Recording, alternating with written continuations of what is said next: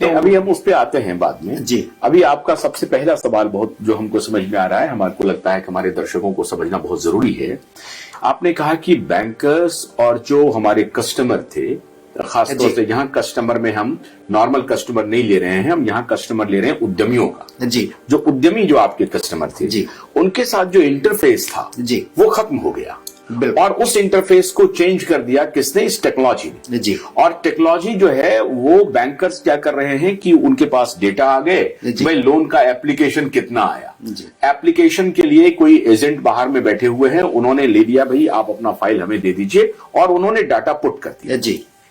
अब मान लीजिए कि आप मैनेजर हैं, जी। आपके पास पहले क्या होता था कि हर एक लोन मांगने वाला वो एक चैनल के माध्यम से आप तक पहुंचता था जी। और आप उनसे वाबस्ता होते थे, उनकी बातों को समझते थे, जानते थे और उसके बाद आपका ट्रस्ट बिल्डिंग होता था और फिर उस पर तय होता था कि लोन दिया जाना चाहिए नहीं दिया जाना चाहिए, है ना? बिल्कुल। अब वो चीजें बिल्कुल खत्म हो गई। बिल्कुल।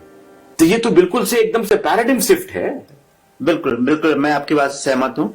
एक्चुअली क्या हो गया है कि पहले हम लोग जो फाइनेंस करते थे वो पर्सन को करते थे। हम ये देखते थे कि इस उद्यम के पीछे या इस जो बिजनेस कर रहा है इसके पीछे आदमी कौन है।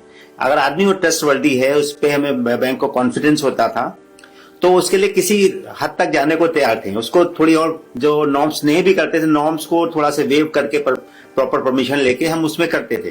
पर अब वो तो चूंकि सिस्टम ड्रिवन चीजें हैं, अगर उसका कोई रेशियो कम हो रहा है, उसका कैपिटल कम है या उसके फिक्स्ड एसेट्स कम है या उसके करंट अकाउंट में डेफिसिट कम है, तो वो नहीं कर पाते हैं।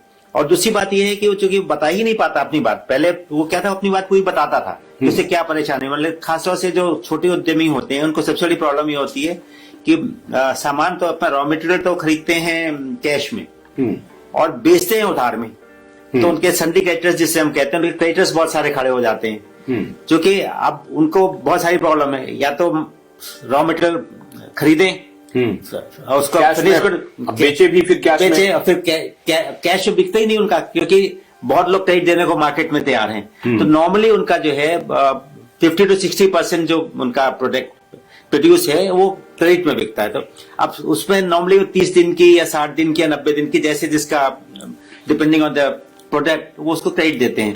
पर उसको फॉलो अप करना, अब फॉलो अप करने के लिए मुश्किल हो गई है, क्योंकि एक ही आदमी को सारे काम करने हैं, तो वो सारी परेशानी हो रही है। वो पहले बैंक्स को बताते थे, तो सिंडिकेटर्स के अगेंस्ट भी अभी भी करते हैं, पर बैंक्स ने लिमिट कर दी कि 90 डेज से ज्यादा अगर क्रेडिटर्स हैं तो उसको फाइनेंस नहीं करते हैं। सिंडिकेटर से जो उनके जिनको उधार दिया हुआ है उनसे पैसा उनका डूब भी जाता है, तो वो राइट ऑफ करने में टाइम लगता है, तो वो बैंक्स उसको नहीं ले पाते हैं। वो प्रॉब्लम जो पहले बता पाते थे, अब चूंकि तो बैलेंस शीट ही खाली बैलेंस शीट एनालिसिस होती है, बैलेंस शीट एनालिसिस के उसके टूल्स बने हुए हैं, उसी टूल्स को अगर वो रेशियो में फिट नहीं हुए तो वो कस्टमर रिजेक्ट